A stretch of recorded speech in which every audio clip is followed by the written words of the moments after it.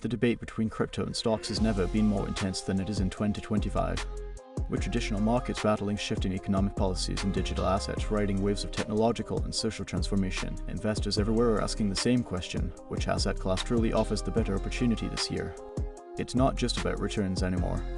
It's about risk, relevance, regulation, and resilience. As the lines blur between Web 2 and Web 3, as tokenization meets tokenomics, as interest rates flatten and macro volatility persists, choosing between stocks and crypto isn't as straightforward as it once was. Let's begin by setting the scene. The year is 2025. The global economy is in a delicate balance. Inflation is largely under control, but central banks remain cautious. The Federal Reserve has paused rate hikes, and while some nations have begun cutting rates modestly, liquidity isn't flowing as freely as it did in 2020 or 2021.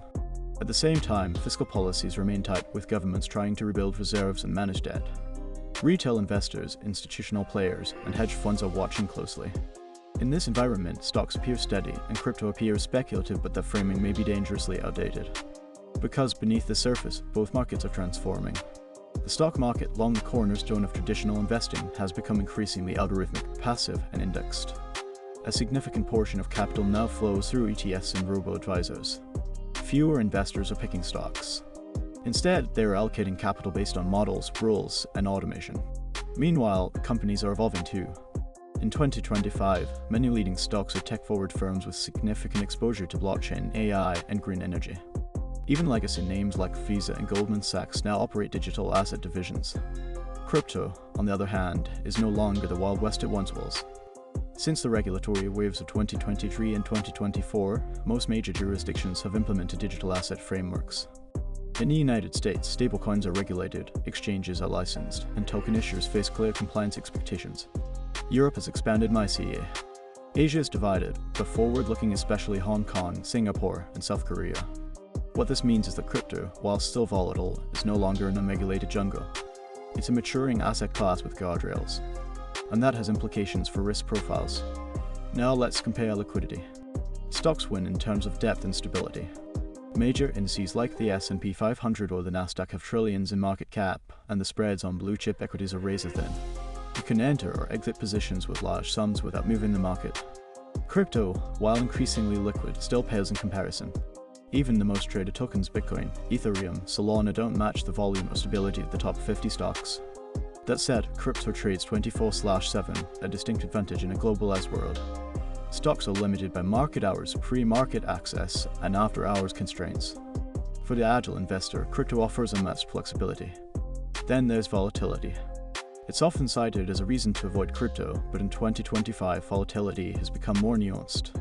Stocks, especially in emerging sectors like AI or biotech, can be just as volatile as mid-cap tokens. We've seen single-day swings of 10% in both Nvidia and Solana. What's changed is the context. In crypto, volatility is often driven by network upgrades, regulatory news, or tokenomics. In stocks, it's driven by earnings, guidance, and macro policy. Understanding these sources is critical, because while crypto's price movements may seem irrational, they are increasingly tied to underlying developments, be it Layman S2 launches, staking programs, or institutional adoption. Speaking of institutions, their presence is changing the game. In the stock market, institutional players have always dominated. But in crypto, their arrival is relatively new. Over the last 2 years, funds like BlackRock, Fidelity, and Franklin Templeton have launched crypto ETFs, tokenized treasuries, and even built DeFi interfaces. These aren't experiments anymore, they are operational systems. And as tokenization expands, real estate, equities, bonds, all moving on-chain, the line between crypto and traditional finance is dissolving. In fact, many institutional portfolios in 2025 include a digital asset sleeve. What was once radical is now routine. Still, the average retail investor doesn't care about custody infrastructure or clearing rails. They care about returns. So let's look at the numbers. Over the last 5 years, the S&P 500 has returned an average of 9.3% annually. Tech-heavy indices like the Nasdaq have done better, closer to 12%. Meanwhile, Bitcoin's 5-year CAGR, even with crashes, remains over 30%. Ethereum's is close to 28%. Of course, past performance isn't predictive, but it does highlight the potential upside of crypto, especially when timed well. That said, the risk-adjusted returns measured by Sharpe ratio or Sortino ratio favor stocks for most conservative investors. Crypto shines when you can stomach drawdowns. Now let's talk diversification. Traditionally, crypto was seen as a non-correlated asset class. That's no longer entirely true. Since 2022, correlations between Bitcoin and tech stocks like Tesla or Meta have risen. Macroeconomic shocks now affect both asset classes similarly. Rate hikes, inflation surprises, or geopolitical conflicts tend to hit all risk assets. However, certain crypto assets still offer diversification. Tokens tied to DeFi gaming or AI operate on different cycles than traditional sectors. And with cross-chain bridges and interoperability on the rise, exposure to novel ecosystems like Cosmos, Polkadot, or Avalanche may offer returns less tied to Wall Street. One of the strongest cases for crypto in 2025 lies in its programmable nature. Stocks are equity instruments. They represent ownership, voting rights, and dividends. But they're static. A Tesla share doesn't evolve. A token, however, can. It can change its utility, adapt its governance, shift its emissions, integrate with smart contracts. In essence, crypto assets are not just financial instruments, they're living protocols. That opens doors to dynamic investment strategies. You can stake, lend, borrow, farm, or use derivatives all natively, all on-chain. Try doing that with a Google share. Still, with innovation comes complexity. Crypto requires education. Wallets, keys, bridges, liquidity pools, these are not beginner-friendly. While platforms have improved thanks to MetaMask, Coinbase Wallet, Phantom, and others, onboarding remains a barrier. Stocks, by contrast, are familiar. Nearly every banking app allows stock trading. Regulation protects users. Taxes are straightforward. For someone who values simplicity, stocks are the safer bet. But for the curious, the technical, and the ambitious, crypto offers unmatched potential for creativity and yield. Let's shift to macroeconomics.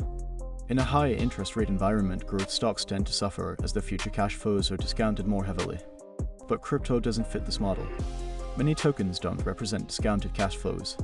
Instead, their value is derived from utility, scarcity, and network effects. In times of monetary expansion, crypto thrives. But in monetary tightening cycles, it can collapse fast. Stocks, especially dividend-paying ones, tend to be more resilient. They generate income. They have balance sheets. For risk-averse investors, that matters. But risk isn't just financial. It's regulatory. Stocks operate under well-defined legal frameworks. Companies file disclosures. Insider trading is prosecuted. Investor protections exist. Crypto, while improving, still faces uncertainty. What counts as a security? How will taxation evolve? Can governments ban or restrict access? These questions loom large. In 2025, some clarity has emerged, but gaps remain. And every new rule brings market disruption. For the savvy investor, this is a double-edged sword. Regulation reduces risk but can also kill alpha. Navigating this terrain requires constant vigilance. Then there's access. Stocks are largely universal but not equal. In many developing countries, access to US equities remains difficult or expensive. Crypto, in contrast, is borderless. A smartphone and internet connection are enough to access global liquidity. This makes it attractive not just as an asset, but as an infrastructure. In countries with unstable currencies or capital controls, crypto offers economic agency. Bitcoin isn't just a trade, it's a lifeline. Ethereum isn't just to fight its freedom. In this sense, crypto's impact transcends investing. But idealism must meet realism. For all its potential, crypto remains vulnerable to hacks, scams, governance failures, and speculative mania. Investors in 2025 remember the collapses of Terra, FTX, and Celsius.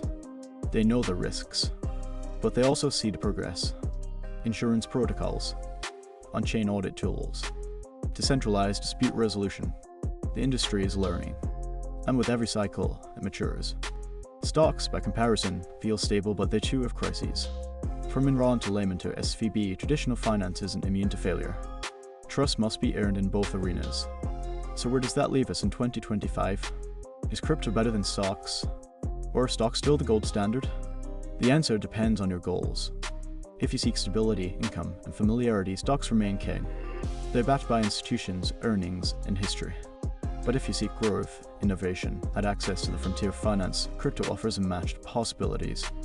The best portfolios in 2025 aren't choosing one or the other. They're blending both.